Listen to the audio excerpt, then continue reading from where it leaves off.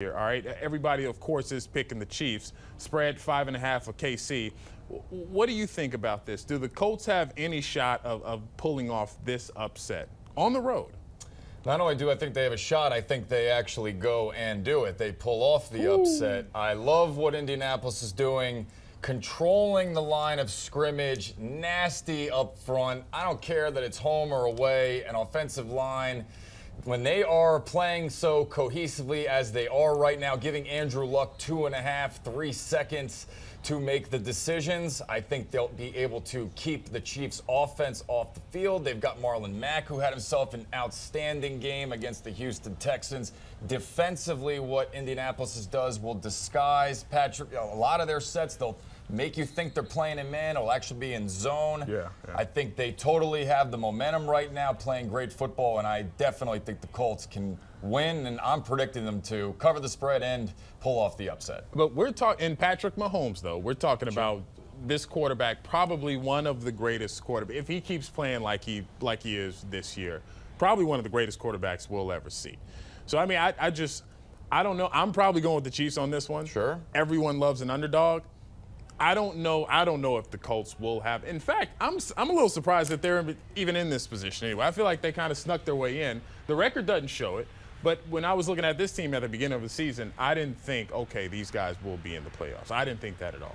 They went through a transition period with their new general manager, Chris Ballard. Yeah. A lot of these new pieces that he acquired, he drafted offensive line. You would have thought maybe they needed to go through the maturation process, but they've grown up quickly, and Andrew Luck has defied what we all thought might be an injury that would hinder him for the rest of his career. He looks great throwing the football. Listen, I love Patrick Mahomes too, 50 touchdown passes this year, but the Chiefs have a secondary that has been underwhelming throughout the entire season, and I do not think that they are going to be up to the task to stop guys like T.Y. Hilton, Chester Rogers, Eric Ebron, and all of the Colts pieces there on offense that they can throw at you, because they run great schemes. And again, like I mentioned, defensively they're disguised. Offensively, they're very innovative as well. All right, let's go to the phone lines. Paul is in Hyattsville. Paul, what's up, man? So, Paul? Okay, I agree with both of y'all on the situation with the Colts. Neither one of us expect for them to even make the playoff.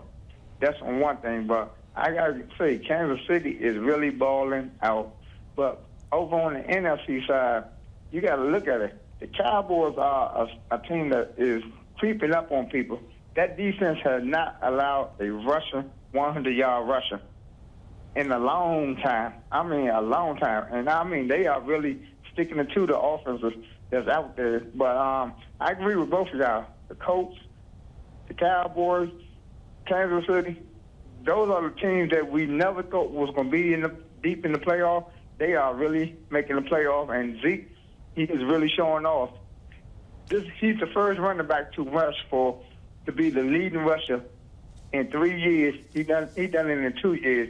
He could have done it in 3 if they didn't have this simple little thing where he had to be suspended for 6 games. Well, Paul, I agree with you when you talk about the Cowboys, and then you talk about when you say Chiefs, I knew they were going to the playoffs early in the season. But when you say a team like the Cowboys and the Colts, I agree. I didn't see that happening. We all know what happens with the Cowboys. And speaking of the Cowboys, the Rams. I'm actually excited to see that running back matchup as well, too. Yeah, Todd Gurley has been limited in his practicing, and we know that he has been hindered by the ankle injury towards the end of the season here. I don't know necessarily that Todd Gurley is going to be the key cog in this Rams offense. For me, it's Jared Goff at home. 22 touchdown passes compared to 3 interceptions, as opposed to when he plays on the road, 10 touchdown passes, 9 interceptions.